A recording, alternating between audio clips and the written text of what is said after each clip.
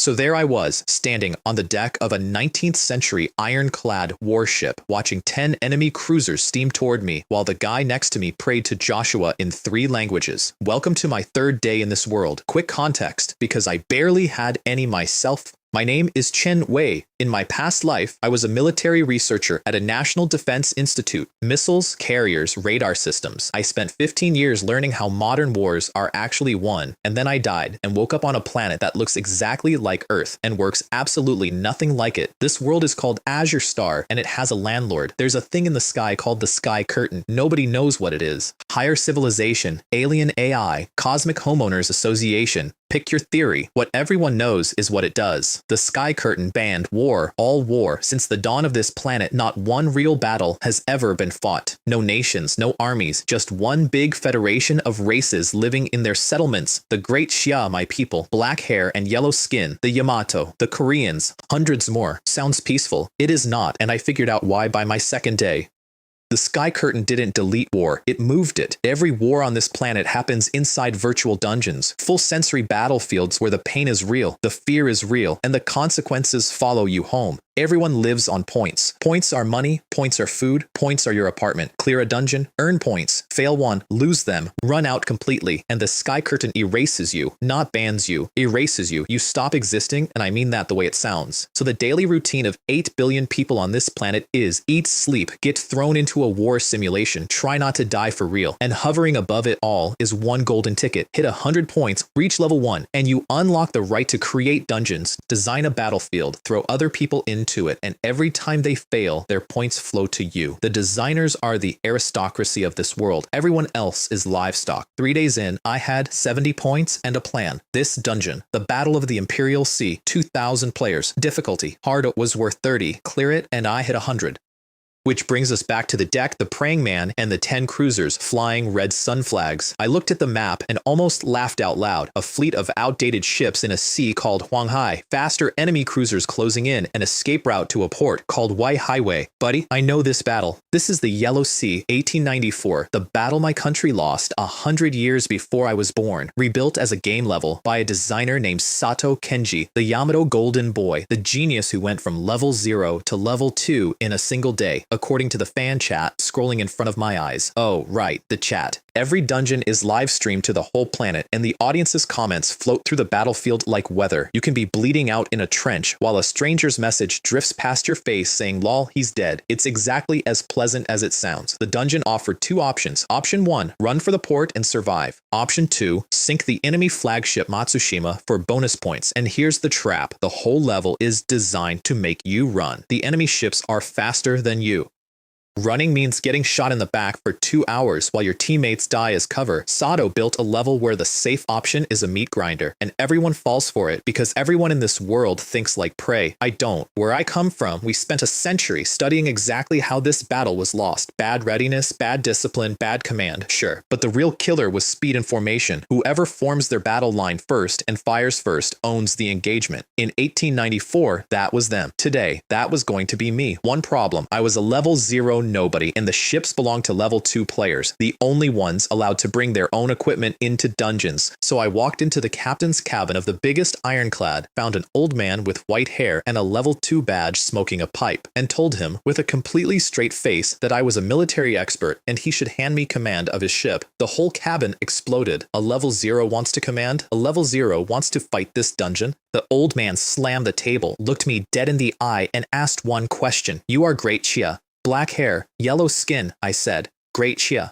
Good.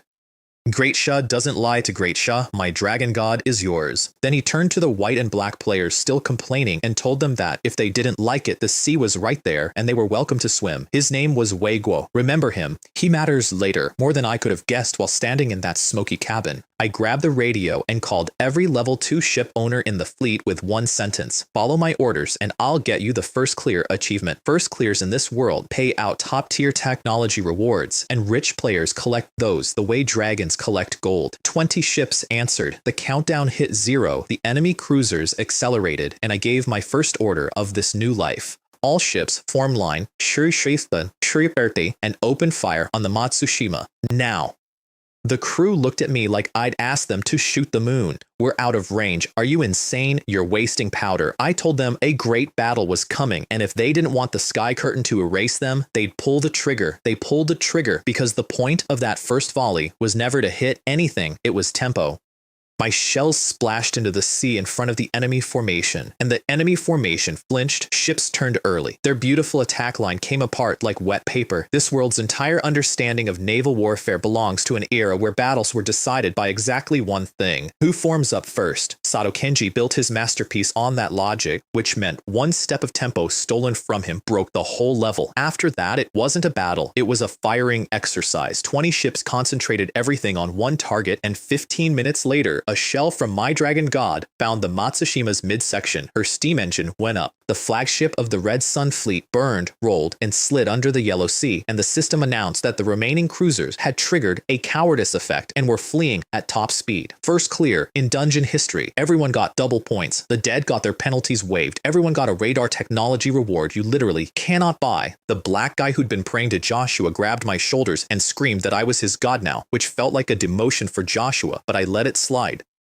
And somewhere out there, in a villa with a poolside recliner and several massage girls, Sato Kenji watched a level 0 nobody speedrun his flagship dungeon on a global stream and smashed his coffee cup on the tiles. Keep count of those cups. There will be more. Here's what a cleared dungeon actually costs a designer. It dies. Once the world watches your level get solved, guides go up within hours, and your money printer becomes a museum. Sato lost half his points overnight and had to shut the whole thing down. On the stream, his last comment glowed red. Chen Wei, sooner or later, I will erase you in my dungeon. Cool, get in line. It's about to be a very long line. The world dissolved into mosaic tiles, and I was back in my rented apartment, and the sky itself lit up. That's the other thing about this planet. The dome overhead is a screen, and the sky curtain scrolls global announcements across it in blood red letters the size of city blocks. Congratulations, Challenger Len Ye promoted to level 1. My name hanging over every city on the planet 3 days after I arrived on it. So much for keeping a low profile. Level 1 came with 2 gifts. First, dungeon creation rights. Second, a 30-day newbie shield. Baiki sent for 1 month, nobody could drag me into their dungeon. And when I read the fine print on why that shield exists, I understood this world completely. See, designers can force select players into their dungeons, and every fresh level 1 is a future competitor. So the established designers have a tradition. The moment someone new gets promoted, they take turns yanking them into the hardest dungeons on the market until the newbies' points hit 0 and the sky curtain deletes them. Legal, routine, the strong eating the newborn before it grows teeth. The 30-day shield exists only because the sky curtain got annoyed that its population kept shrinking. 30 days, 1 month to build something so terrifying that when the shield drops, nobody in their right mind touches me. Good news, I didn't come to this world with a system, a golden finger, or a grandpa in a ring. Bad news for everyone else, I didn't need one because this planet's military knowledge is frozen somewhere around World War I. Biplanes, ironclads, bolt-action rifles, and my head contains the complete tech tree of the century that came after. Every weapon that made my old world tremble. To these people, a random military enthusiast from my era would be a prophet, and I wasn't an enthusiast, I was a professional. They say the dungeons determine life and death. Fine, let me introduce this planet to the 5 countries that used to sit on my world's Security Council, the 5 nations whose arsenals could end civilization before lunch. Let me build the 5 great powers. I told the sky curtain I wanted to enter the Genesis space, and I noticed something funny in its reply. Up until now, it had addressed me like a cafeteria worker addresses a tray. The moment I became a designer, the pronouns turned formal. Dear Mr. Chen Wei, even the god of this world respects the landlord class. The Genesis space turned out to be an infinite white void with floating control panels and a 3D joystick that felt suspiciously like the console controllers I grew up on. Imagine creative mode Minecraft with an unlimited render distance and a budget of 0. The rules scrolled past. I skipped most of the legal text because the second rule was the only one that mattered. Anything can be created as long as you can explain the logic behind it. Read that again. That's not a rule. That's a confession. It's the reason this whole planet is stuck in the age of biplanes. You want a rifle in your dungeon? Explain gas-operated reloading. You want a warship? Explain the engine. The Genesis space is an infinitely powerful factory that only builds what you can justify, so everyone's dungeons are capped by what this world actually understands, which is trench warfare and coal smoke. The limit was never the tool, the limit was the textbook, and I had swallowed a different textbook. The system asked me to start with a map, and mentioned very casually that capacity was unlimited. Unlimited. I stood in the void for a second, grinning like an idiot. Fine, if we're doing this properly. I built Earth, not a battlefield, not an island, the planet. I fed the space everything. Solar nebula, planetary accretion, core, mantle, crust, oceans condensing out of a poison sky, plate tectonics folding mountains like paper. A blue marble bloomed in the white void, and I zoomed in and watched ravines and forests sketch themselves in pixel by pixel. And honestly, for a minute there, I forgot about points entirely. I was a guy watching his own homeworld being born out of nothing. Then I remembered I was on a deadline and the sentimental minute was over. The plan, one master map reusable forever. Earth Online. And on it, one franchise, the 5 great powers. Each superpower, its own dungeon. First release, the United States. In this world's files, it would be called Eagle Country and the dungeon would be called Raging Sea. Why the Americans? First, because the Yamato had just spent a week bragging about their naval genius. Somewhere in my old world's history, there's a very famous lesson about an island nation with a proud navy picking a fight with America across the Pacific. These people had never read it. They were about to. Setup was almost insultingly easy. Player faction spawns on the Japanese islands. Enemy faction, Eagle Country, across the ocean. Objective, a naval base I placed on a scatter of islands and named Pearl Harbor. If you just heard a piano chord of doom, congratulations, you went to school on my planet. Nobody here did. Then the capacity question. The biggest dungeon in this world's history held 5,000 players. The Sky Curtain standard was maybe 1,000. I typed in 10,000. The system actually warned me. Too many challengers, lowers difficulty, please reconsider. I confirmed. Sky Curtain, sweetheart. 10,000 players from this century couldn't scratch what I'm building with 100,000, and every one of them that fails pays me. Now the fun part, armament. I set up a starter mission, raid on Pearl Harbor, Kishidut, and parked a fleet there. The TF-58 Task Force, America's fast carrier fleet from my world's Second World War. 7 squadrons of aircraft carriers and escorts. The fleet that could have deleted an entire nation's navy on its own. Against a planet stuck in World War I, that's not a boss fight. That's a war crime with a loading screen. And then I got greedy because that fleet was only the appetizer and the main course needed engines. Nuclear engines. I honestly wasn't sure the Genesis space would swallow it. A nuclear-powered aircraft carrier isn't a weapon. It's a floating country. I fed in the reactor. Physics anyway. Held my breath. And 1 minute later, the prototype of the Nimitz slid out of the void. 300 meters of steel that made even me, standing in God view, feel small. The system took it.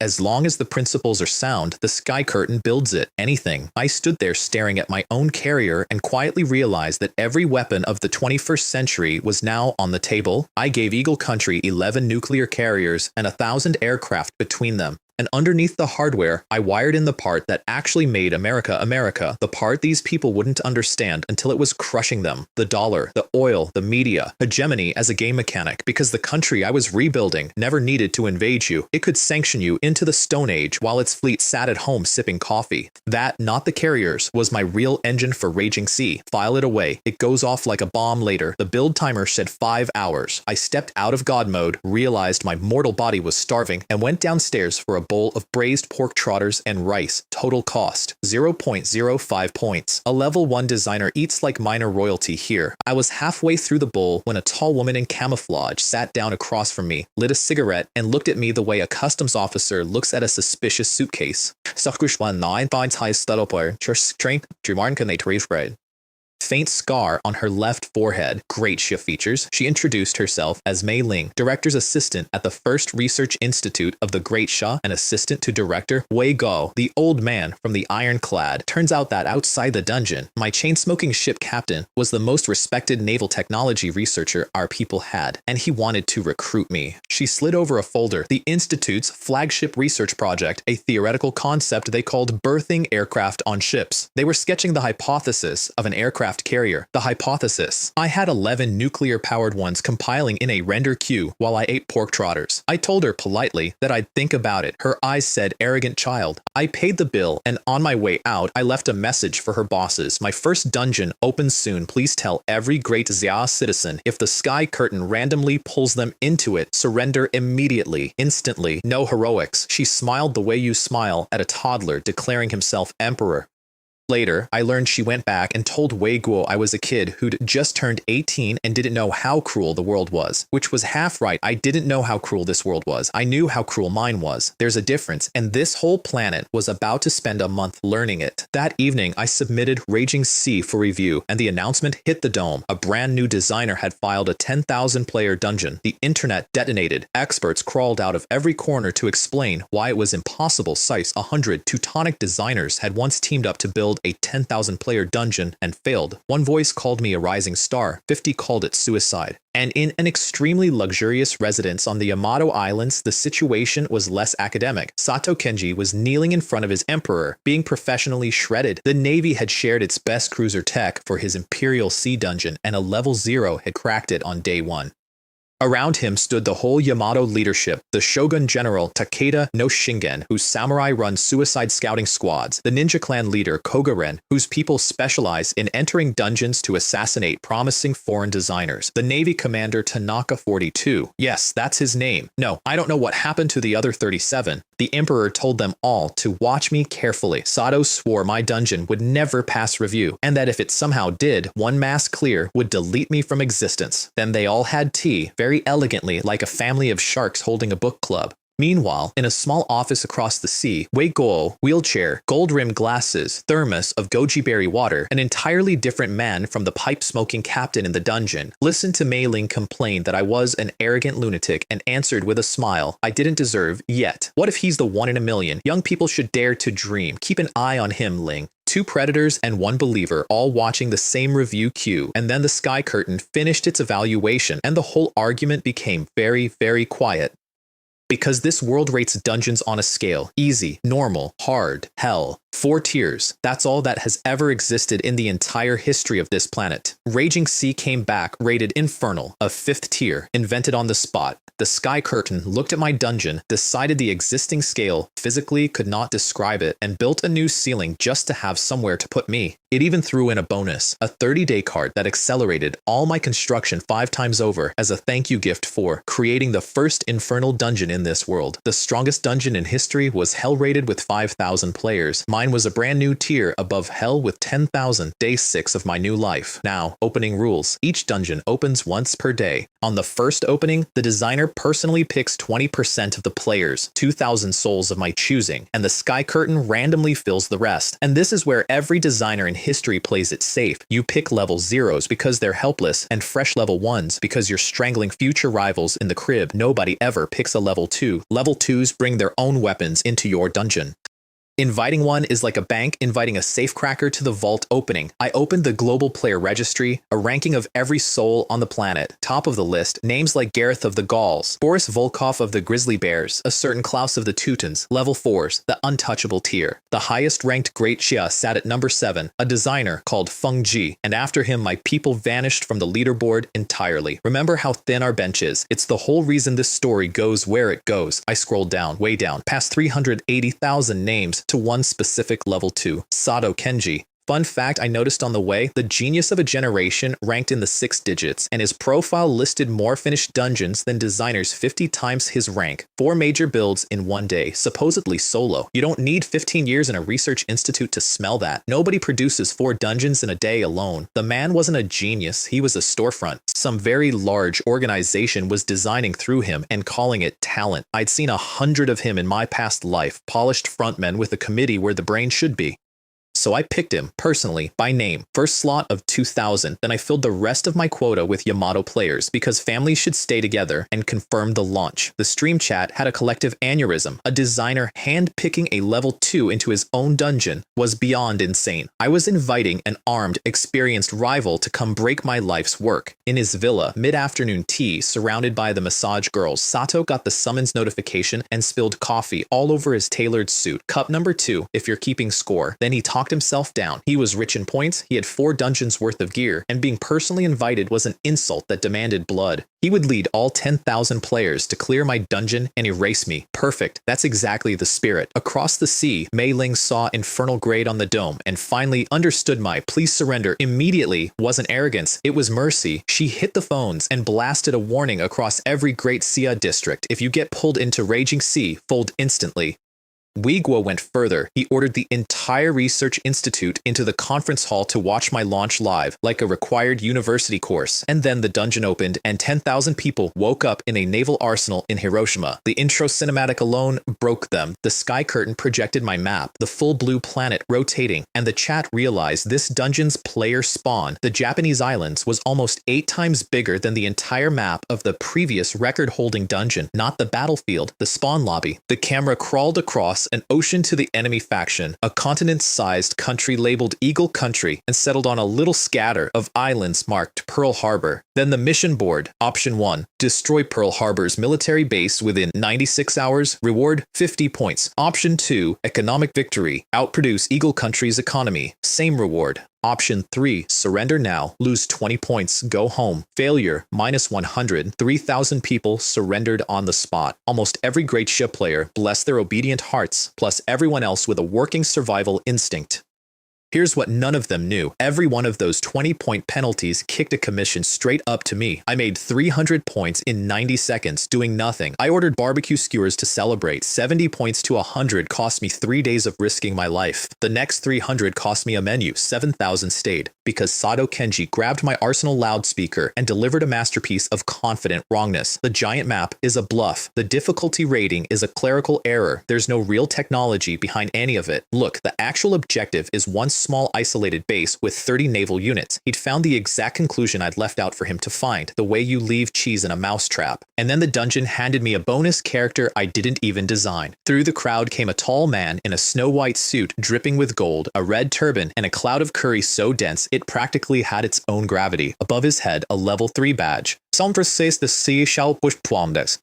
Prince Khan of the Azan clan, royal blood, wallet the size of a moon, who had brought 20 top-line cruisers into my dungeon, including 5 battle cruisers, the most advanced warships this planet had ever produced. He'd bought all of it, of course. The Asan royal family doesn't build power, it orders power with express shipping. Khan listened to Sato's theory, declared him a genius among geniuses, and handed him command of his entire fleet. Sato laid out the plan, a cunning sneak attack on Pearl Harbor, hit the base, dodge the fleet, grab the win. I watched all this from my apartment on the official stream, eating skewers, absolutely delighted, because here's what nobody inside understood yet. Destroying Pearl Harbor wasn't the dungeon. Destroying Pearl Harbor was the doorbell. Sato spent 2 days organizing his 7,000 into a fleet, about 70 warships once you counted every level 2's personal toys, Khan's battle cruisers, the crown jewels, and set sail for my harbor. On the morning of day 3, they reached it. It was silent, no patrols, no alarms. My famous TF-58 fleet, nowhere in sight. Sato scanned the empty water, thought hard, and produced the single most confident wrong answer of his career. Chen Wei forgot to program patrol routes. The rookie poured everything into his map and neglected basic AI orders. The fleet is probably a hoax that only exists in the mission text. Khan, that's too stupid even for a newcomer, isn't it? Sato, sipping coffee. Newcomers always miss something. Sir, you are floating in front of a place called Pearl Harbor. In my world, they made movies about what happens next. Several, with soundtracks. They shelled my empty base for half an hour, flattened every building, cratered the runways, practically sank the island itself, whooping and toasting the whole time. Khan got so happy he proposed a business partnership. In the Great Shia conference hall, researchers were covering their eyes. Even Wei Guo looked gray, muttering that he couldn't believe a man who'd outthought the Imperial Sea Dungeon would make such a basic mistake. Mei Ling quietly calculated my incoming penalty. 7,000 players times 50 points. I'd lose 350,000. I was already dead. The Institute couldn't wire me rescue points fast enough, even if it emptied the vault. Appreciate the old man for worrying, but nobody in that room had asked the one important question. Why hasn't anyone been teleported out? The base was destroyed. The mission said destroy the base, and yet no rewards, no exit portals, 7,000 people standing on their decks in a smoking harbor, looking around like restaurant guests who finished eating and can't find the door. Then the sky turned blood red, sirens split the air, and the sky curtain finally spoke. Congratulations, challengers. The prerequisite mission, The tragedy of Pearl Harbor is complete. Now entering the actual dungeon. Raging Sea. Your attack has enraged Eagle Country. The TF-58 Annihilation Fleet arrives in 5 minutes. New objective, destroy it. Reward 100 points. Failure, -200. Oh, and one more line. My personal favorite. Given your unprovoked assault, surrender is no longer supported. The door they'd been looking for? I'd welded it shut the moment they fired the first shell. A nested dungeon, a starter mission wearing the skin of a finale. Nobody on this planet had ever seen one. The lobby erupted. The 3,000 who'd surrendered early went from suckers to prophets in one system message, and Sato, to his tiny credit, figured it out instantly. The small penalty on the surrender option, the easy bait mission, the hope then hammer structure. He recognized the trap because it was his own Imperial sea trick, scaled up to a size he couldn't imagine. He'd walked to the 5th floor of a building he thought was 1 story tall. His radar swept 500 nautical miles, empty. He had 5 minutes to prep against a fleet his instruments couldn't even find. His conclusion, impossible. Nothing on this planet moves that fast. It's a bluff. The sky tore open. 2 fiery arcs came down out of nowhere, and warships just ceased. Steel confetti. The 5 minutes hadn't referred to the fleet's arrival. It referred to the ordnance. Anti-ship missiles launched from beyond the horizon from a fleet sitting 500 nautical miles away. Call it 10 times the range of the best gun this world had ever built. The chat lost its mind trying to physics this. They thought they were shells. They had no word for missile. Guided weaponry does not exist in their vocabulary, and I watched grown experts in the comments try to explain rocket propulsion as very angry fireworks. 2,000 players died in the opening salvo, and the chat was still trying to name the weapon. Angry fireworks, long-range shells, skyborne cannonballs. I watched them work through 5 wrong theories and land on none, and I said, so I'm opening up a new world for you guys to my empty apartment, and I took a sip of iced cola and I went for a jog, not because I'm heartless, because there was no suspense to watch. The TF-58 in my design isn't a boss. It isn't even a mini-boss. It's an elite mob, the tutorial's tutorial, and no amount of Bushido is going to change the next hour. I'd rather sweat than watch a foregone conclusion. The survivors charged the horizon, which was the correct textbook answer for their century. Close the range gap so your guns can reach. Adorable. Halfway there, the air raid sirens started, and I could see the confusion ripple through the fleet on the stream because the briefing had said 30 naval units and this world files aircraft under reconnaissance and transport. Planes don't fight. Everyone knows that. Everyone on this planet. Then the sky went dark with carrier aviation, hundreds of aircraft. Remember, this whole planet owns maybe 1,000, and most of them are biplanes with a machine gun bolted on for looks. Dive bombers screaming straight down. Torpedo bombers skimming the wave tops, dropping silver fish that ran true. Fighters stitching the decks with cannon fire. A torpedo caught the Matsushima, Sato's beloved flagship replica, and cut it in half at the waist. Sato and Khan went off the broken command deck into the sea, life jackets on, and floated there side by side while their combined fleet burned down to the waterline around them, and they argued. 2 of the richest men on the planet, bobbing in freezing water like angry rubber ducks, blaming each other at the top of their lungs. Khan wanted his warships back. Sato announced that he would file a formal report with the Sky Curtain because a dungeon called a naval battle was using aircraft, and that was obviously a design flaw, obviously cheating. I want to frame that complaint. I want to hang it in a museum. The aircraft carrier reported as unrealistic by a man treading water in the shadow of the aircraft carrier. Then the fog rolled back, and they finally saw what had been killing them. One steel island. 300 meters of it, 10 meters of hull standing out of the water, steam rolling off it like the breath of something alive, ringed by 10 destroyers circling it the way worker bees circle a queen, and behind it, out of the mist, another and another, different shapes, different sizes, none of them under 200 meters, each wrapped in its own escort of cruisers, 30 of them, 100 smaller warships between them. The planes that had just annihilated the fleet were landing on the decks in neat rotation, refueling, turning around for another pass. The chat went from 1,000 messages a second to 0, total silence, planet-wide. Because every naval power in this world has spent decades chasing one holy grail, the theoretical concept of a ship that could carry and launch aircraft. It's in their research papers as a hypothesis. The Yamato Emperor has a standing decree that whoever builds the first working one becomes a national hero for all time. And here were 30, finished, cruising in a rookie's first dungeon. Sato floated in the water with his mouth open, whispering, aircraft carrier, over and over, like a man who's seen a god and can't stop naming it. I think something in him broke right there and never healed. It would explain a lot of what he did later. A torpedo ended the philosophy session. The instance closed. 6,500 of 7,000 erased. 26 hours. Completion, 1%. The number 1% did more psychological damage than the carriers because it meant the fleet that had just annihilated them was the front porch of the house. The aftermath came in waves. My old shipmates' conference hall went from funeral to festival, the researchers on their feet screaming because the carrier, their carrier, the dream their institute had chased on paper for years, was real and it belonged to one of ours. Wei Guo sat in his wheelchair with sweat on his forehead, whispering that whoever owns this young man owns the future of the planet. My dungeon shot to number 1 on the global leaderboard over the ancient Hell tier legends, and my payout arrived, 1.46 million points harvested, of which the Sky Curtain, after taking its cut, and we need to talk about its cut someday, returned 14,600 to me. Level 2 unlocked, the right to carry my own arsenal into anyone else's dungeon. 3 days ago, I was budgeting pork trotters. The world reacted like worlds do. By morning, my apartment building was under siege. Lobbyists in turbans, lobbyists with Korean perms, lobbyists in kimonos, every settlement on the planet trying to buy the golden goose. Mei Ling pulled up in a car, threw me a pair of sunglasses, and extracted me like a spy movie.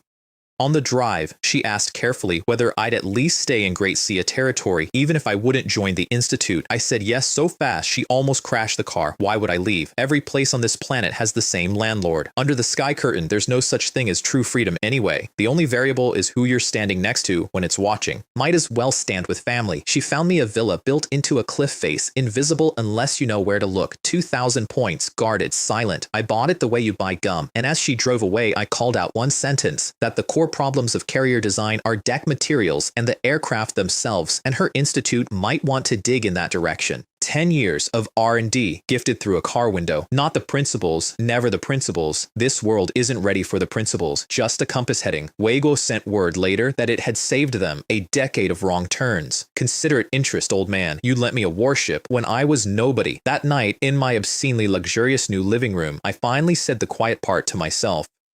The points, the rankings, the fame, those are tools. What I actually want is altitude, enough levels, enough power to climb this world's ladder all the way up and find out what the Sky Curtain actually is. What's above the dome? Who's running this planet-sized terrarium and what they want with 8 billion of us? I'm a researcher. Unexplained phenomena the size of a sky are professionally offensive to me, but that's the long game. The short game knocked on my door the next morning, wearing 20,000 kimonos. Overnight, the Sky Curtain reviewed my dungeon and doubled its capacity to 20,000 on the logic that 10,000 clearly had no chance. Its difficulty adjustments work exactly like a casino comping drinks. Technically a kindness, functionally more customers for the house. I did not object. The house was me. Meanwhile, in the Yamato Emperor's residence, Sato Kenji was kneeling again, getting shredded again. But I want you to appreciate the pivot, because it tells you what I was up against. The Emperor's first instinct wasn't revenge, it was recruitment. Dig up this Chen Wei, buy him, move him to Yamato soil.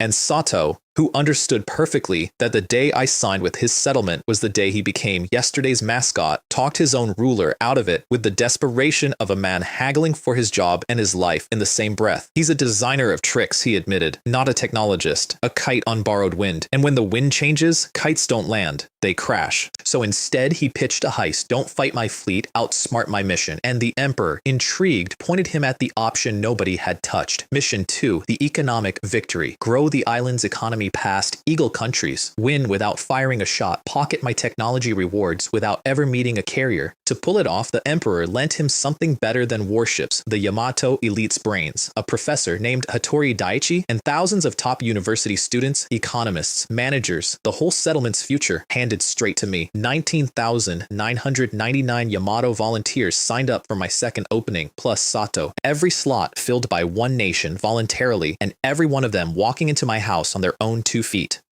In this world, they call the tactic team conquest. One race floods a dungeon to guarantee coordination. Mei Ling called me, worried sick, offering me institute points as a safety cushion. I declined, and I wanted on record that I was smiling the whole call. They'd found the economic route, the one I'd buried in the mission list, like a landmine, painted gold. The route I designed while remembering exactly how my old world's America dealt with a certain island economy that grew too fast in the 1980s. The carriers were the visible threat. This was the invisible one, and they'd volunteered volunteered for it by the tens of thousands. The dungeon opened. Sato selected Mission 2, and the sky curtain announced something that had never happened in the recorded history of this planet. Non-combat mode engaged, all weapons frozen, every warship, every tank, every rifle in the dungeon grayed out and dissolved into mosaic pixels, including mine. The chat imploded. In the Great Yahoo, Wei Guo and Mei Ling had the same reaction as everyone else. Has Chen Wei lost his mind? His entire advantage is weaponry, and he sealed his own arsenal.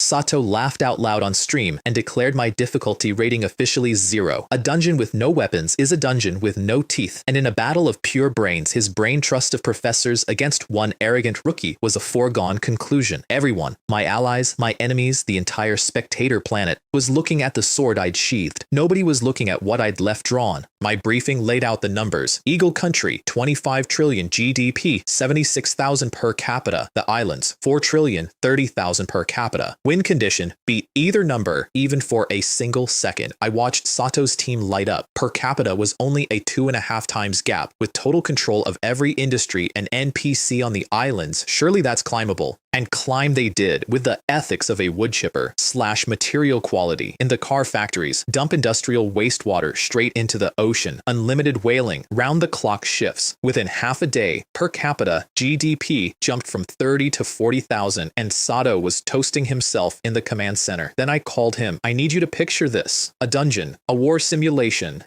And the phone on the desk rings, and a cold diplomatic voice informs Mr. Sato Kenji that his country's actions have violated the Basel Convention, the Kyoto Protocol, and a dozen international agreements, and that he will cease all illegal activity and pay $1 trillion in reparations or face the consequences. Click. Sato stood there holding the receiver, absolutely vibrating with rage, and made the exact decision I knew he'd make, the same one he made at Pearl Harbor. He decided it was a bluff, a scary sound effect. He smashed his coffee cup, number 3, and ordered the exploitation doubled. The system chimed. Special event, the Wrath of the Eagle. Mission timer cut from 120 hours to 60. Failure penalty raised from 100 points to 500. 500 points is a death sentence for 90% of the students in that dungeon. The command center went from war room to daycare in about 4 seconds. Crying panic. Kids begging to go home to a settlement that had promised them this was safe.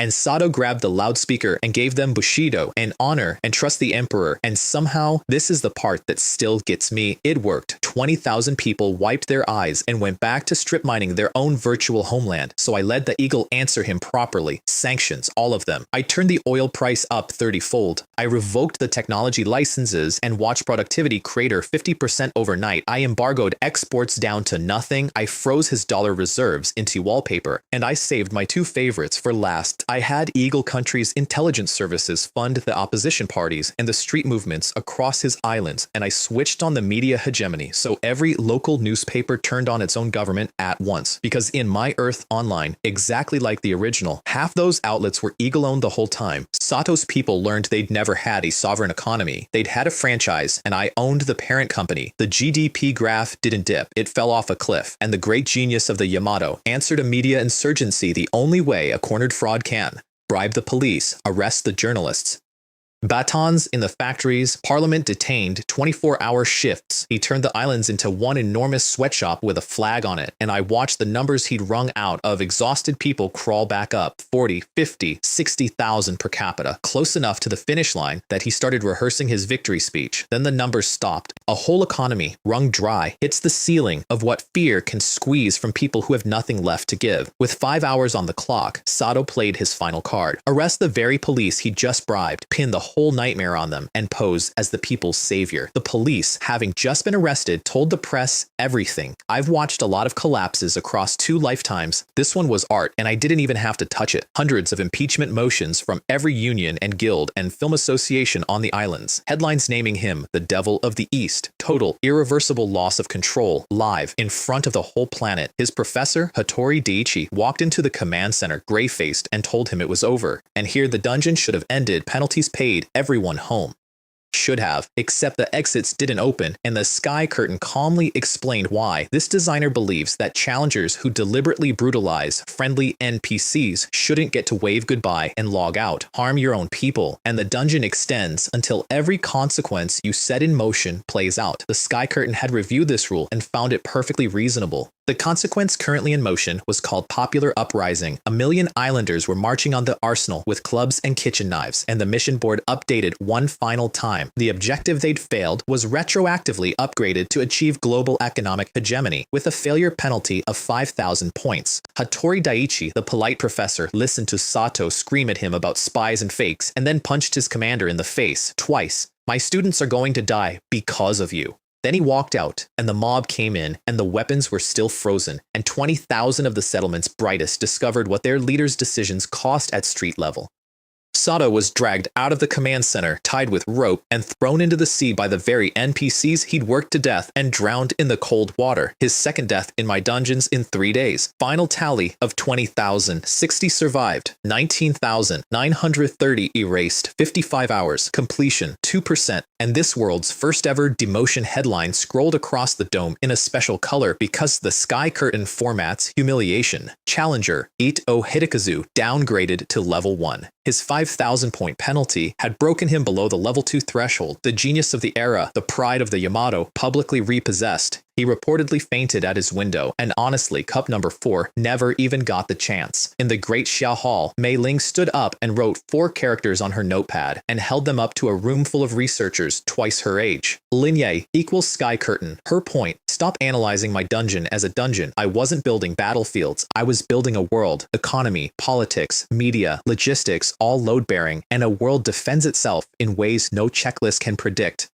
She told the Institute 2 things. Don't try to copy him, and if you're ever pulled into his dungeon, surrender before your feet touch the ground. The girl who'd called me an arrogant teenager was gone, which mattered to exactly one dying old man in the front row, and I do mean dying. That evening, after everyone left, Wei Guo sat alone with her and wept. And it wasn't about me, not really. Late-stage cancer, 6 months, maybe less. The sky curtain can erase a healthy man in a second, but it won't lift a finger to heal a sick one. It enforces death and rations life, and it does not do mercy. The old man had one wish left: to see a great Xia name at the top of the global rankings before his timer ran out. Our people used to own that leaderboard generations ago, before we missed one technological wave and spent a century being polite about it. Watch Chen Wei, he told her, and when the sharks come, and they'll come, the big ones, the level 4s, make sure he sees them coming. So, hazine de stova de oans.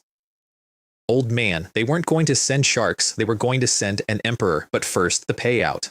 20,000 players, most penalized 500 points. That should have been a 100 million point pool, and my 10% cut should have made me a god overnight. Instead, the sky curtain handed me 1.9 million and a straight face. Turns out, it taxes designer commissions in brackets 1% on the first 100 million, then 1/10 of 1% above that, then even less. Progressive taxation, my old world's income tax reincarnated as a cosmic law. The more you harvest, the more the house keeps, and the whole system is rigged to prevent any single player from becoming a super monster. I complained to a god about taxes and got the same shrug every taxpayer in history has gotten, but 1.9 million was more than enough to cross 10 million. Sorry, wrong number. It was enough to blow past the level 3 threshold in one jump. Record speed. Level 3 came with permanent construction acceleration that stacked with my card into a 20 times build speed, and it dropped me straight onto the global leaderboard at number 50, top 50 on the planet, 9 days after I woke up on a boat. And then, the sky curtain, still convinced my dungeon was too hard, cranked the capacity again. Not double this time. Times 50, 1 million players, 1 million. Some entire settlements don't have 1 million people. My dungeon was now a national war scale event, and I felt the first flicker of actual professional interest, because 1 million bodies might drag in enough level 3s and 4s to make the old TF-58 fleet break a sweat. The Raging Sea I'd shipped was version 1, rushed. Navy and sanctions only, because I'd wanted it out the door fast. If the sky curtain wanted to send 1 million people, then fine. It was time to stop being coy and show the world the actual United States. I went into the Genesis space and built the rest of the country. The Air Force first, 5,000 aircraft, and I want you to feel the shape of it. F-16S swarming the sky like bees. F-15S heavy with air-to-air missiles. 50 B-2 stealth bombers. $3 billion each in my old world. Free here, so obviously 50. 500 F-22 Raptors, the actual crown of American air power. 600 intercontinental ballistic missiles. 2,000 cruise missiles. a global web of bases so the aircraft could strike any corner of my Earth. Then the army, 1,000,000 soldiers, 2,000 main battle tanks, 10 divisions, the works. Though honestly, the army was a side dish. This dungeon was never about boots. Then the last 10%, the part that makes the 5 great powers, the 5 great powers. Nuclear weapons. Reactors are one thing. My carriers already ran on them. Bombs are another entirely. You need uranium enriched past 90%, and the enrichment physics is genuinely beyond me. The kind of thing that took my old world a whole generation of a nation's brightest minds. But I don't need to understand it. I only need to describe it. I fed the Genesis space all 3 enrichment methods I could name and told it to figure out which one worked. An hour later, approved. I could build nuclear weapons. I raised 100 reactors across American soil, and within a day, I had the Genesis space manufacture 10,000 atomic and hydrogen bombs, not to use in the fight, as my failsafe.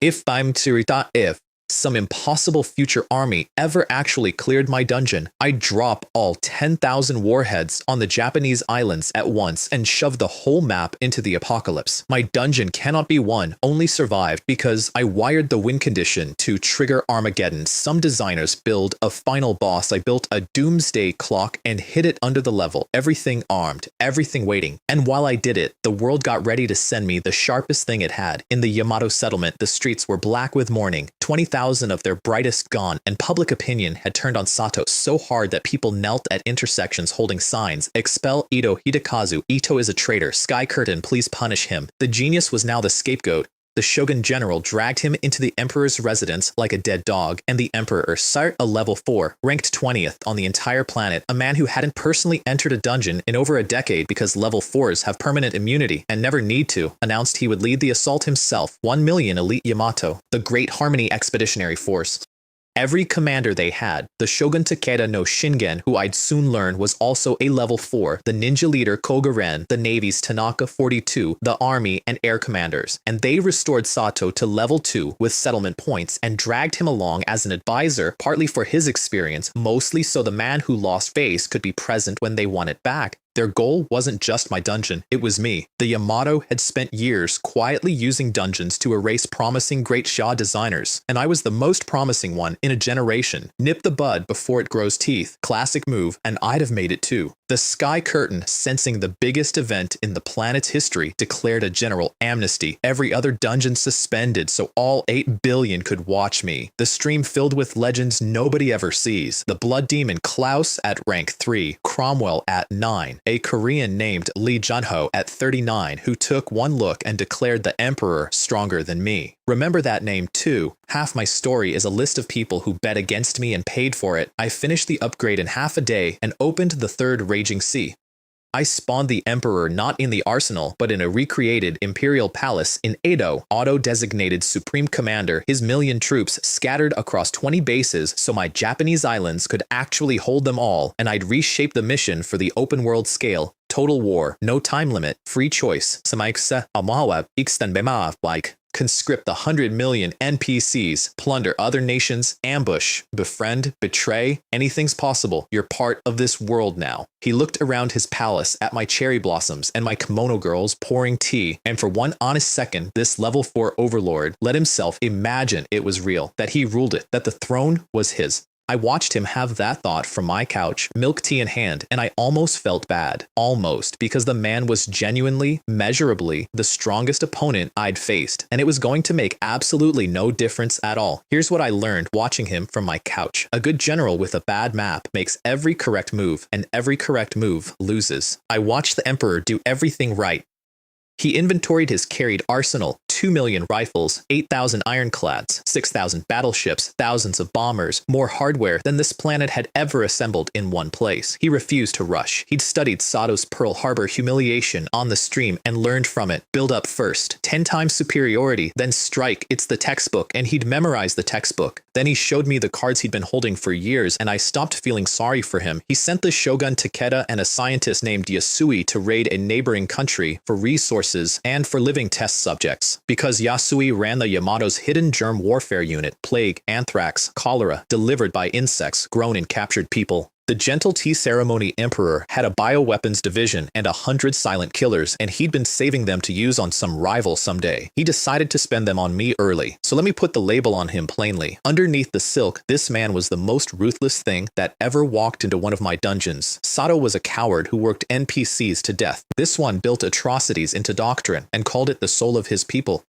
Fine. Then I'd let the world he invaded answer him honestly. All 3 of his opening moves failed on the same day, and I watched every one. Move 1. The US ultimatum call, the same one Sato got. But the emperor demanded to know how America knew his every movement. And for once, the sky curtain explained. A reconnaissance satellite sitting 250 kilometers straight up, watching him breathe. Understand what that did to him. For this man, watching from the sky meant the sky curtain, a literal god, and now a mere dungeon, had an eye like a deity's. He ordered his mortars to shoot it down. His mortars reached 5 kilometers. He went indoors and never felt safe under his own roof again. Move 2. Takeda and Yasui, 80,000 of the Yamato's absolute best, landed in Dragon Country to plunder it. I'd built Dragon Country as my old homeland at its peak, a third-party faction I'd stuffed with detail out of pure homesickness, and it met them on the beach with a line the shogun didn't understand. Every inch of this land was bought with blood. Then it ran them into the sand. 80,000 elite, gone. Yasui, dead.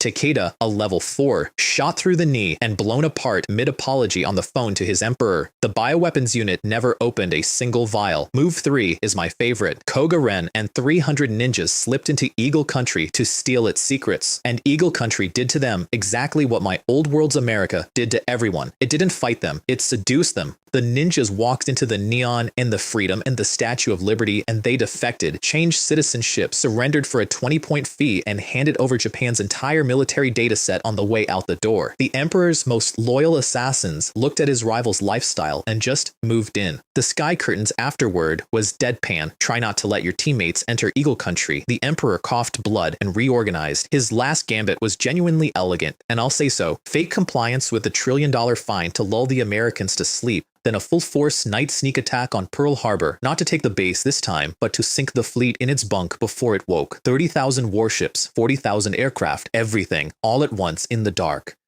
Tanaka 42, 300 pounds of confidence and sake, led the sea. The mustached air commander Ozawa led the sky. They found Pearl Harbor silent again. They shelled it to gravel again. They cheered again, and I let them because they just heroically destroyed my scrapyard. Those carriers moored at Pearl Harbor were the old TF-580, my conventionally powered version 1 fleet, the one I'd retired the moment the capacity hit 1 million, and I upgraded America to 11 Ford-class nuclear carriers. I hadn't bothered deleting the old ships. I just left them parked at Pearl Harbor like junk in a driveway I kept meaning to clean out. The Yamato's entire Navy and Air Force spent their big surprise attack demolishing my recycling, and I watched them toast each other over it. My bill came due in about 5 minutes. The sky over Pearl Harbor turned red, and the sky curtain spent a full 5 minutes reading out my special event, because there was a lot of it. Memories of Pearl Harbor. The real America declares war. Air power up 500%. A fresh extinguished country fleet forming. Nuclear strike probability set to 100%. I sat on my couch and watched Tanaka 42 laugh at my warnings, wave them off as scare tactics, and order his ships home for resupply. I want to be fair to him. That's exactly what a smart commander of his century would do. Nobody had ever taught this man that the enemy could be somewhere he couldn't see. Then his radar lit up with a contact doing 100 knots, and I watched 300 pounds of confidence go pale in a single frame. 100 knots, nearly 200 kilometers an hour, on water. This is a world where a fast ship does 30. His flagship's detection range was 10 nautical miles, which at that speed meant the thing was already on top of him. The sky filled with Super Hornets. F/A-18S, the latest carrier fighter my old world ever put to sea. Automated, self-evading, reading incoming fire, and dodging it without a pilot's help. They wove through 40,000 desperate biplanes, like a machine gliding through a flower garden without brushing a single petal. And here's the part that broke the Yamato pilots' minds. The Super Hornets weren't just faster, they could see the future.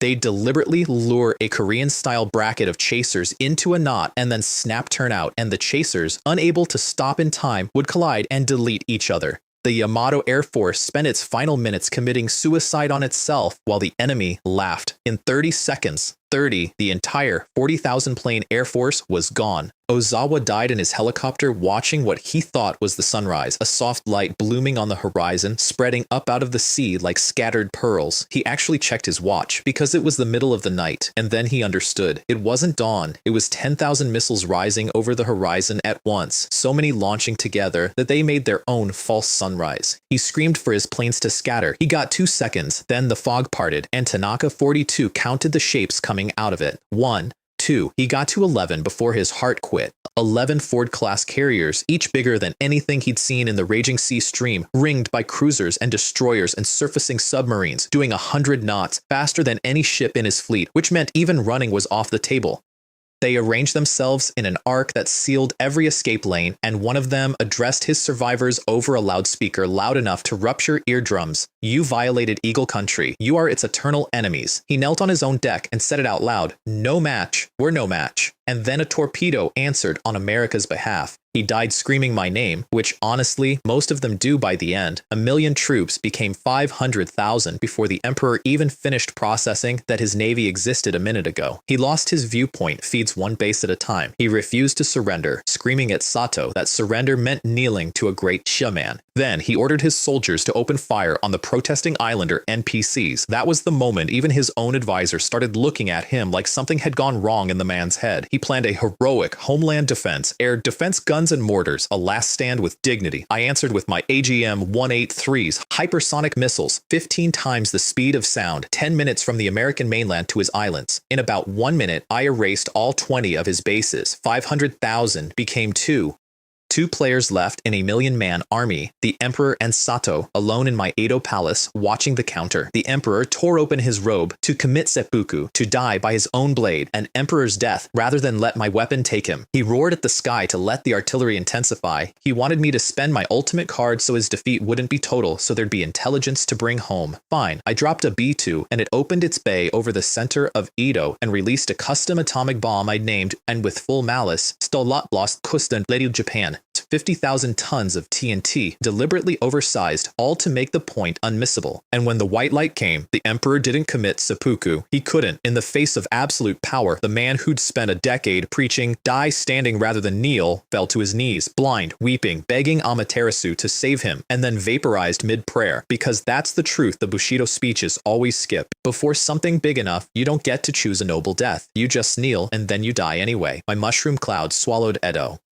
In the Great Shah Hall, my people sat in silence for 5 full minutes, not celebrating, stunned, because an atomic bomb is a thing their world has no shelf to file under. Then old Shuguang, the energy director, stood up with tears on his face and told the room that his 30 years of secret nuclear research had just been proven right, live, over a burning city. He said the settlement should stop funding his institute and make me the dean instead, because I'd finished 100 years of energy science in a week, and there had never been anyone like me, and there never would be again. Weiguo put a hand on his shoulder and told the young researchers one thing to remember. Above all, be grateful this man is one of ours, and the dungeon still wouldn't close. Because I'd built one last room, and I called it the Judgment, all 1,000,000 dead Yamato didn't teleport home. They woke in a blank white void, an unfinished corner of the world, and floated there like lost souls while a courtroom assembled itself out of the nothing. Marble steps, rows of seats.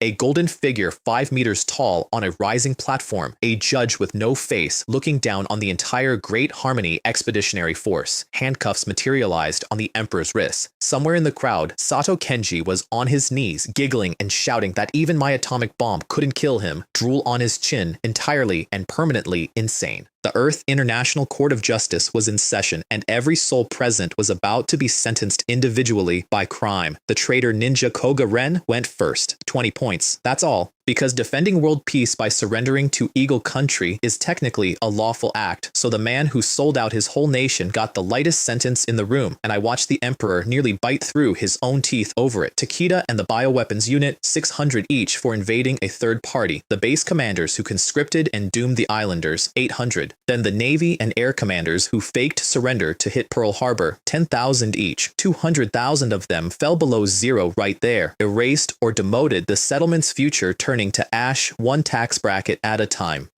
Then they called Sato Kenji. He kept giggling, he kept doing somersaults, he kept declaring himself the true genius of the age, drool on his chin, and I almost felt something watching it, 100,000 points off, and he was crushed into mosaic pixels mid-boast, his third death in my dungeons, and this one stuck. Then the Emperor, Fujiwara, Supreme Commander, most guilty, an endless list of crimes read aloud until he screamed for the god to just finish him. 1,000,000 points off. He'd had a little over 10. It dropped him under the level 4 line, demoted, out of the top 20, the first level 4 demotion anyone alive could remember, begging the Sky Curtain not to, while it did it anyway. Here's my trick. Since you sat through the whole thing, the Sky Curtain caps how hard a dungeon can hit people because it doesn't want its population thinning too fast, so I never raised the base penalties. I lowered them. I made the standard mission gentle, so the review saw an easy dungeon and stamped it. Then I bolted on a separate engine that multiplies the penalty for one thing only: rebellion, violence against the world, defiance of the Sky Curtain's own warnings. Because I'd watched Sato take his 5,000 point beating and noticed something. The Sky Curtain has zero patience for troublemakers. It wants everyone docile. So I built a machine that punishes exactly the behavior my landlord already hates, and my landlord read it, approved it, and thanked me. I never fought the god. I did the god a favor and mailed the Yamato the invoice. Final stats: 200,000 erased, 300 hours, completion 10%. My payout after the brackets ate most of a billion-point pool was $1.9 million. Turns out 2 million is roughly the ceiling any single run can pay, no matter how many die, which was fine. It pushed me to rank 49, and it printed the Yamato settlement's obituary. Takeda took the throne. Fujiwara became a demoted prime minister, a top 5 settlement fell to the bottom of the hundreds, and their brightest kids started ending themselves out of shame. The Sky Curtain slapped a 3-day restriction on my dungeon to review it, then handed it back with the verdict I expected. Nothing wrong with my map, my weapons, or my missions. Capacity trimmed to 100,000, single run penalties capped at 1,000. It didn't want anyone else dying in bulk, and it didn't want me getting rich this fast again, which turned my raging sea into something almost peaceful. 100,000 players a day take one look, surrender for 20 points, and funnel me a clean 20,000 points daily forever for zero effort. My old world would call it a passive income asset. I called it the ATM in my cliff. But I don't retire on one dungeon. There are 2 more of the 5 great powers to build, and the second one is angrier than the first. And I had 3 free restricted days and a 20 times build speed and a very specific mood. So while Raging Sea sat in timeout, I went into the Genesis space, pulled up the endless white snowfields north of Dragon Country, and started building the country that even America was afraid of. Winter is coming. My Raging Sea taught this world what overwhelming firepower looks like. My second dungeon was going to teach it something quieter and worse, that sometimes the map itself is the weapon, and I don't even have to load a gun. I built Mao Xiong Country, Russia, at a peak it never actually reached in my old world, the version that never broke apart and kept developing for another 30 years. And before I placed a single tank, I gave it weather. I set the whole country to a permanent minus 75 degrees blizzard all day, every day, and wired the logic so the native Russians got a 50% combat bonus in snow and moved through it like it was a warm afternoon, while any invader got the opposite. This is the country whose people, in my world, fought with their bare hands and their vodka and a genuine talent for suffering. 200 of them once wrecked 5,000 British soldiers. If you're going to call a dungeon winter, the winter had better do some of the killing. Then the hardware. I gave it 5 fleets, 3 aircraft carriers, 10 nuclear submarines I called the North Wind God, Foray class, each carrying 16 intercontinental missiles, each missile a mobile apocalypse, 5,000 aircraft, crowned by the Su-57, a fighter that could actually dogfight, dropped into a world that had never invented the fighter jet, 2 million soldiers. And on the ground, my star of the show, 20,000 T-14 Armada main battle tanks backed by T-16 repair vehicles wrapped in the S-300 and Panzer missile systems, a steel torrent. And underneath all of it, the thing that makes Russia Russia, I gave it 6,000 nuclear warheads and one system I lifted straight from the Cold War paranoia of my old world, the dead hand. If my Russia goes to war and its leadership stops responding for 1 hour, the dead hand assumes the nation is dead and launches everything at the entire planet. It's not a weapon you aim. It's a weapon that promises the whole world dies with you. Perfectly logical, and the Genesis space approved it without blinking. My missions capture any one of the three main cities, Volgograd, St. Petersburg, or Moscow. 4 combat modes to pick from: air, land, sea, or total war. Simple objectives, brutal delivery, and I sketched 4 spawn options for later: the Japanese islands, Korea, a nation called Ma Country, and Germany, because I had a feeling I'd want the variety. I had that feeling because of one specific idiot. While I was building, the Korean settlement had decided to make me their main character. First, their scholars announced that my carriers and missiles and atom bombs were plagiarized from Korean research. Then their geneticists floated the theory that I was secretly of Korean descent, which is a neat trick to run on a transmigrator with no parents on this planet. And then their poster boy stepped up, Kang Min-jun, heir to the Choi chaebol, rank 51, blonde, dye job, light makeup, gym sculpted arms, the whole influencer starter pack. He posted a video challenging me to a duel. Each of us builds a new dungeon. No weapons from our previous work allowed. Winner takes the loser's technology and dignity. The no old weapons clause was the tell. He was betting I had nothing but my raging sea toys, that stripped of my carriers, I'd be standing there naked. He wanted to bait me into a fight on his terms. Normally, I'd have ignored a mad dog barking at the top 50. Let it bark. Normally. Except the next morning, my new assistant contact called. A quiet 18-year-old named Xiao Lei, another orphan Wei Guo had taken in, and told me that Mei Ling was dead, erased. The woman who'd handed me sunglasses and found me a home. Yeah.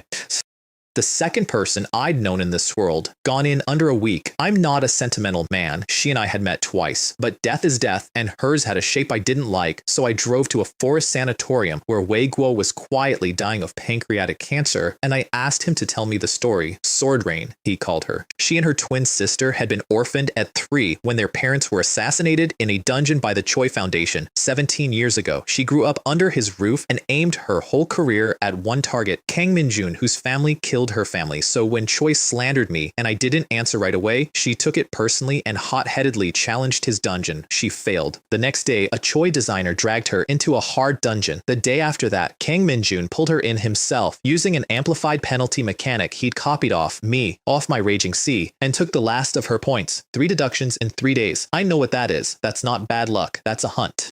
The Choi family had learned my own trick and used it to erase this old man's daughter in all but name, probably because they'd heard the Institute was courting me and decided she was a thread worth cutting. I sat in that sanatorium and asked him one question: do you want revenge for your granddaughter?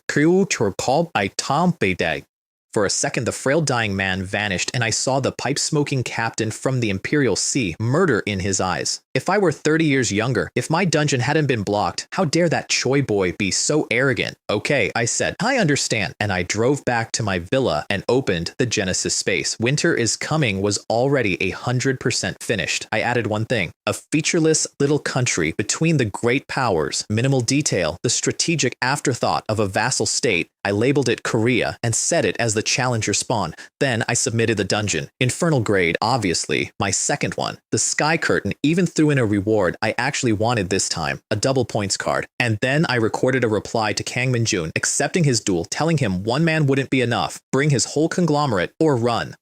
I picked exactly one challenger for the first opening, him, and I left a 1-hour sign-up window open, gold letters on the dome, because I wanted his whole clan to walk in through the front door I'd left unlocked. Kang Min-jun, you spent 17 years believing your family could erase whoever it wanted for free. Come find out what it costs in my house. 10,000 players spawned in my first winter is coming. 5,000 of them Choi clan elites who'd volunteered right on cue, plus Choi himself, who quietly smuggled in his father's hidden arsenal. And who else should waddle in but Prince Khan, curry cloud, and gold suit intact, announcing he was here as a tourist. Royal shopping list in hand, planning to buy my technology later, wanting a test drive first. He brought 100 top-line aircraft and cheerfully handed them to Choi. The man treats my infernal grade dungeons like a theme park with a gift shop. 4,000 randoms surrendered, and Kang Min-jun, staring at my mission board, reasoned himself into a beautiful trap. Korea's specialty is air combat. My carriers seal shut if he picks air mode. Therefore, air mode cancels my one advantage. He picked air.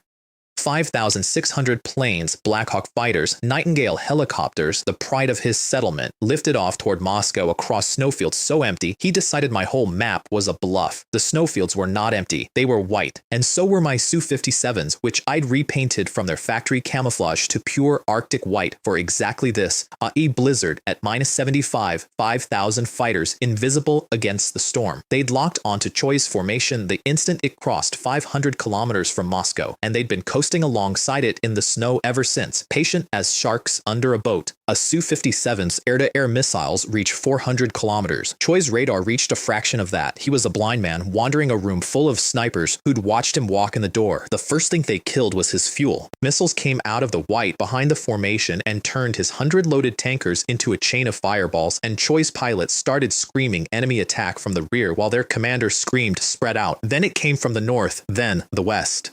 Then all four sides at once, and the reports piled onto each other in the radio until Choi understood he wasn't being harassed. He was surrounded. 5,000 white fighters closed the ring, pulling maneuvers his people had no words for, rolling stops, mid-air pivots, arcs that shouldn't be possible, and then they fired everything. Tens of thousands of missiles rose together into a single dome and pressed down over the entire Korean Air Force at once. Each of Choi's precious Blackhawks caught at least 5. Steel shells that had cost his family a fortune melted in the heat like wet paper. Because here's the thing, his whole settlement never learned, and I built my whole ambush around it. This world has attack planes and scouts and transports. It has never built a fighter jet, and until you have fighter jets, you don't have air combat. You have birds, waiting for me to shoot them. Choi and Khan died together in the luxury command chopper, the Golden Bird, which turned out to have exactly as much combat value as its name suggested. And back at the spawn, the 100 players too useless to fly, the ones Choi had parked at the base to sit out the win, they got erased too by my Pack-Day stealth bombers, which I'd pre-set to strike the enemy headquarters the second any invasion began. Partly good doctrine, mostly because this dungeon ran in real time, and I was not going to let 100 freeloaders idle away my actual afternoon. 200 erased, 3 hours, completion, 0.01%. Gao Lei called to tell me, very softly, that I'd avenge Sword Rain. Not yet, kid. Erasing a man once when he can buy his points back by morning isn't revenge. It's an introduction. I posted a second video. I told Kang Min-jun our duel was to the death. I'd drag him into every winter is coming until he cleared it or ceased to exist, and offered him the exit. Kneel, apologize on every media channel on the planet, and I'd consider mercy, which of course he could never do because his father would rather he die. His father made him try again. The old patriarch, Kang Ji-hoon, slapped his son around and ordered the family to deploy their strong nation plan, a 5-year secret the whole Korean settlement had been sitting on, waiting for a day exactly like this. I learned the details along with the rest of the planet. Lee Jun-ho and the 4 great chaebols had quietly spent a fortune buying foreign weapon blueprints and reskinning them. Teutonic tanks into the Choi 7V, Italian howitzers into the Lee 9, armored motorcycles into the Kong 3B, a whole land army stitched together from other people's homework and hidden in a drawer. They handed me 50,000 clansmen and 22,000 tanks for the second opening. And Choi, now paranoid that every one of my spawn options was a trap, overthought himself into picking Korea again and marching north through a country called North Korea to reach my Russia. North Korea, in my Earth Online, is a dragon country vassal. I'd wired it that way. He crossed the fence at the 38th parallel, and my dragon country answered with Dongfeng 41 missiles that saturated his entire army into a crater before he fired one shot at anyone. Sa bawat disto friher sa samian candidates that get this still. I watched the missiles keep raining on the corpses for another full minute because I never told them to stop. 50,000 of the settlement's finest vaporized because their commander was too scared of my front door to read my map. 300 erased, 1 hour, completion 0.00, and the whole planet got a good look at his Choi 7V, recognized it as a reskinned Teutonic tank, and started laughing. The settlement that accused me of plagiarism exposed live as the actual thief. My daily take with the double points card ticked past 900,000, 4 million total, rank 46 and climbing on their humiliation. Kang Ji-hoon slapped his son again and gave him one piece of real advice through the anger. Stop being afraid of the vase when you're trying to catch the mouse. The spawn points I offer are real options. The sky curtain guarantees their internal logic, so believe them and stop flinching at shadows. Good advice, terrible timing to start taking it, because the third opening was where Korea stopped sending one family and started sending everything it had. 50,000 challengers, all 4 chaebols elites this time, everyone a level 2 or higher with a full arsenal. Lee Jun-ho himself ordered it, Kang Min-jun commanded, and taking his father's advice, he finally used a real spawn, Ma country, which sits closest to Russia and looked like the smart pick. It was a country of yurts, 3.5 million nomads, and a smell of horse manure so aggressive it had opinions. I'd copy-pasted the whole thing as filler between the great powers and never added a single detail, so watching 4 of the richest men on the planet planet spawn into a freezing tent and start gagging was my own small reward for a long week. The stream loved it too. Nothing takes the shine off a conglomerate boss like making him breathe livestock. Then my repeat entry penalty kicked in. I built a debuff I called Mao Xiong's Fury. Come back to my dungeon again and you get a red name and doubled penalties. Choi was on his third visit. He glowed red like a warning label. Penalties at 4 times base, and he didn't care. He picked land mode and marched his steel torrent west into my winter. The moment they crossed into my Russia, the -75 hit them and the vehicles froze mid-track. I watched Choi improvise a retreat and dress it up as strategy, fall back to a lake called Ubsu Nur, dig Z-shaped trenches, plant 1,000 mines, ambush from the high ground, textbook World War I, and I'd parked modern armor on the other side of it. Kong Hyun-woo's motorcycle vanguard went out first. He buried hundreds of mines on the road, waited for the first 5 armadas to roll over them, and blew the whole stretch. Fireballs, dust, a proper ambush. His men cheered, and then the smoke cleared, and the 5 tanks restarted their engines and drove on. Not a scratch on them. Kong threw his best anti-tank guns at them next, the pinnacle of another settlement's arsenal, and watched the rounds bounce and heard himself ask out loud whether the things were made of diamond. Then the turrets turned, and the auto-tracking guns hosed his bikers off the map, and behind those 5 tanks came thousands more, a wall of steel that met the horizon on both ends. Kang ran. A 10,000-strong motorcycle army running from 5 tanks and then from an ocean of them. He didn't make it. The trench line went next, and it went worse. The armadas stopped a full kilometer out, never even entered the trap, and their 15-kilometer guns shelled the whole zigzag flat from beyond eyesight. A trench only threatens a tank stupid enough to drive into it. These weren't. Young Min-jun died in the first volley before he could give a single order. Then the main event, tank against tank, and it wasn't one-sided in a clean way. It was one-sided in a humiliating way. It cost Choi 5 of his tanks to cripple 1 armada, and the armada's armor swatted most of his shells out of the air before they landed. And whenever one of my tanks did take real damage, a T-16 repair vehicle trundled out of the formation, hooked it, and fixed it mid-battle, restored it to fighting shape in seconds, right there under fire. So my steel torrent kept resurrecting itself like a horror movie that refused to end. 50,000 of Korea's absolute best fed into a grinder that healed faster than they could hurt it. And Kang Min-jun, watching the plan he was proudest of in 30 years of life get erased in real time, stopped being a commander and became a man in a box who couldn't breathe. He pulled his sidearm and put it against his own temple and pulled the trigger just to be somewhere else. The Sky Curtain hates that. Suicide in a dungeon is desecration, and it punishes it at 100 times the normal rate. Combined with his stacked Fury debuff, I watched it take 320,000 points off him, disable his personal dungeon for 3 days, and hang a coward scandal on him that would follow him forever. My stat screen actually flattered him this time. 0 erased, 90 hours, 10% completion, but I knew every number was a lie. Nobody died only because they were all rich enough to eat the penalty. The completion crept up only because my tanks take a few scratches from other tanks before the repair trucks undo them. In a real total war run with air support, his success rate would still be a flat 0. My payout doubled 1.18 million in a day, 6.25 million total. Rank 43 Eki, I just climbed over the demoted, ruined Emperor Fujiwara at 42, which felt like closing a loop I hadn't known was open. Then the Sky Curtain moved to raise my dungeon's capacity to 1 million, and I made the decision the whole planet would spend the next day calling suicidal. I told it to set the capacity to 5 million. Do the math, they all did. If even 200,000 players cleared my dungeon at 10% commission on their rewards, I'd lose 10 million points and be erased. I was putting my own existence on the table on purpose. And I did it because I knew, with the certainty of the man who built the thing, that my peak Russia does not fall to 5 million people from the age of biplanes. In my old world Second World War, the entire Axis at full strength couldn't take that country, and that Russia had no nuclear submarines and no dead hand. 5 million was, if anything, me being generous. The Sky Curtain granted it, declared another planet-wide amnesty day, and the whole world turned to watch, and I posted my third and final provocation. Short version, Kang Min-jun. Our duel isn't over. I've set the capacity to 5 million.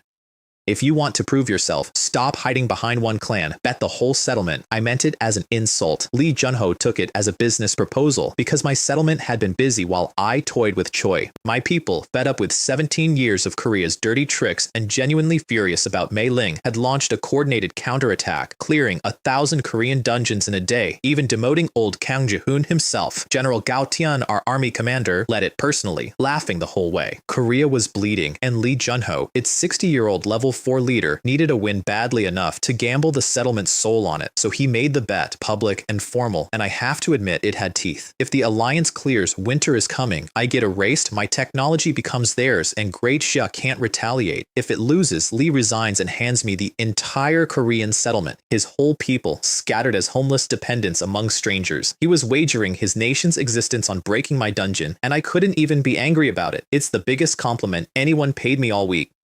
Then he went shopping for firepower, and the shopping list is where it got fun. First stop, the Yamato. The new Emperor Takeda declined to come himself. A fresh level 4 can't risk a demotion, but sent me back the demoted ex-Emperor Fujiwara and a Tanaka 42 with 1.5 million naval troops. Fujiwara took the job with a secret plan of his own. Win here, reclaim the throne. The man I'd broken in the Raging Sea wanted a rematch. I was more than happy to give him one. Second stop, Germany, the Riemann Air Settlement, and you need to understand what this place is. 5 million people, every last one level 2 or higher. A nation that grows no food, runs no economy, and does literally nothing but build and conquer dungeons all day, every day. 4 of the planet's 30-odd level 4 designers live there, and their leader is Klaus Richter, rank 3 in the world, a man everyone calls the Blood Demon, who has personally erased tens of millions of people.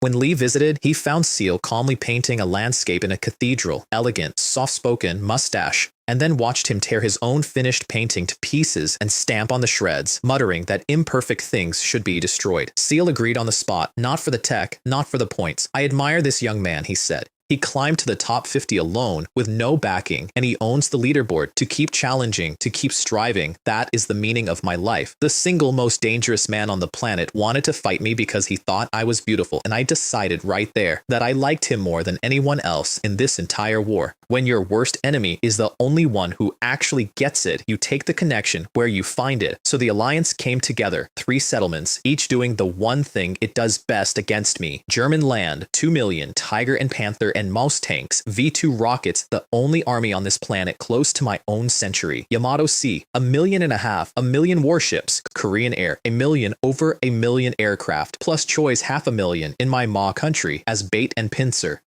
They called it the Galactic Battleship of Azure Star, and they'd built it for one purpose, to hunt one designer, me.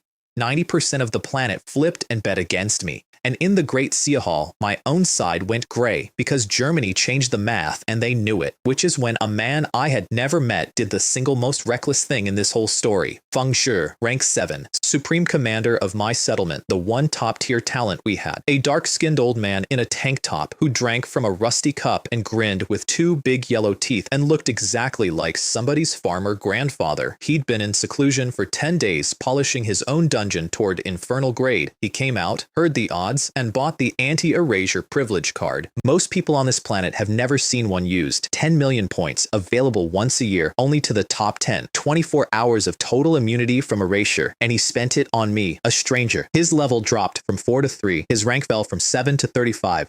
I watched the Great Xia settlement physically degrade on the stream, roads and grids crumbling into mosaic tiles as the sky curtain clawed back the resources a top 7 name had been earning our people. He bet our whole fortune on my survival, and he did it grinning. If this kid doesn't lose 1 point, he told his horrified officers, the card refunds, and we fleece the sky curtain. My Great Xia has been bullied too long. This time I'm all in on him. I felt the card land on me as a golden flash and a wave of guilt, because I understood immediately that it was 10 million points thrown away. Nobody was clearing winter is coming. The immunity would never trigger, and this kind old man had crippled himself for a rescue I didn't need. But I also understood the card's one mercy. If I take 0 point damage over the next day, it counts as unused, and every point refunds to him. So the deal I quietly made with myself, staring out the window of my cliffside villa at a whole settlement dream riding on me, was simple. Grandpa Feng, I don't know you, but I don't run loss-making businesses, not 1 point, not one.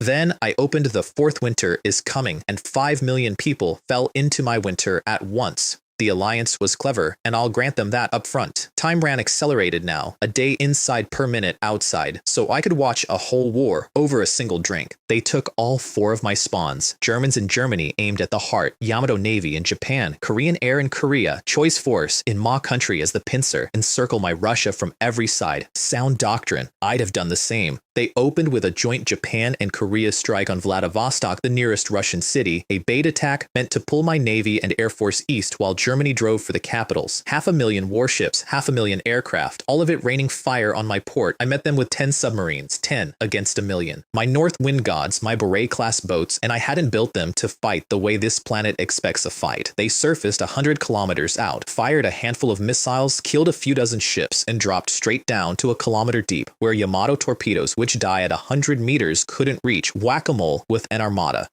Their Tanaka, a fresh one, the settlement reuses its good names, bombed the empty foam where my sub had been and hit nothing. 500,000 warships and 500,000 planes, everyone with a radar, and I never let a single one hold a lock long enough to matter. For a solid hour it went like that, and I watched Lee Junho on the stream slowly do the math his fat commander couldn't. My submarines weren't trying to win. 10 boats can't beat 1,000,000. They weren't the army, they were the clock. Every minute I wasted the alliance chasing my ghosts was a minute the real Russian military spent driving to the coast. Lee figured it out, screamed at the fleet to stop chasing and hit the city instead, and the moment they did, they triggered my invasion event, and it was already too late, because when my real army arrived, the 10 subs stopped playing. They surfaced together, and this time they didn't fire missiles at ships. They fired 10 intercontinental missiles with nuclear warheads into the dead center of the massed fleet and the packed air formation all at once. 2 mushroom clouds, one on the sea and one in the sky, rising together.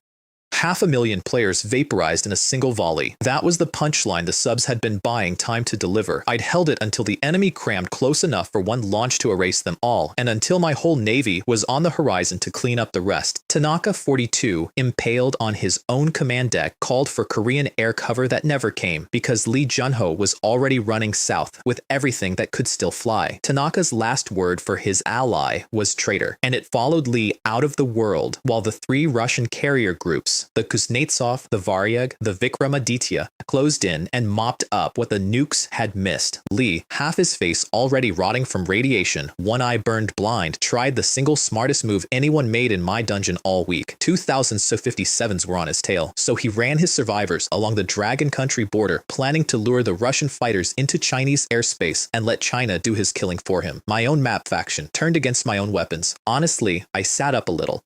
I just like when I wanted to see if I'd left the hole he was reaching for. I hadn't.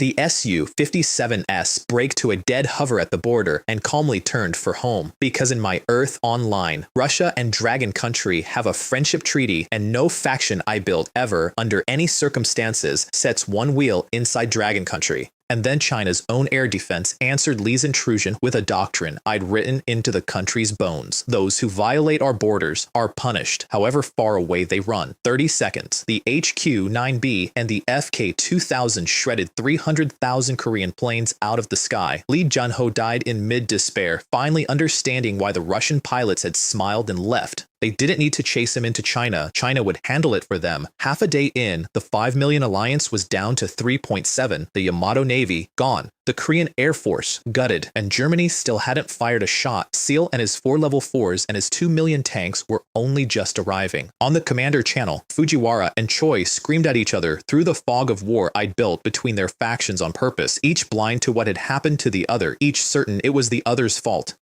And through all of it, cut Seal's voice, cold and delighted. You're all trash, and now you'll leech off the Aryans. And in my villa, I checked the one number that mattered. 0 points, lost, not one. The old man's card sat unused, still glowing, still refundable. 2 settlements had thrown their strongest into my winter and gotten 1.5 million people erased in an afternoon. They hadn't reached one of my 3 cities. My actual dangerous army hadn't even engaged yet. The blood demon was still coming. My dead hand was still sleeping under the snow. My 10,000 armadas hadn't moved. The bet for a whole nation's existence was still on the table, and so was Grandpa Fung's 10 million points, and I intended to hand every last one of them back to him. They came to bury a rookie designer. They found out the hard way what the rest of this world was still learning. What I'd known since I stood on a burning deck watching a flagship sink 9 days into a borrowed life. The gap between their century and mine cannot be crossed with numbers. Not with 1 million, not with 5. Send the whole planet, and the whole planet freezes. Winter had only just started.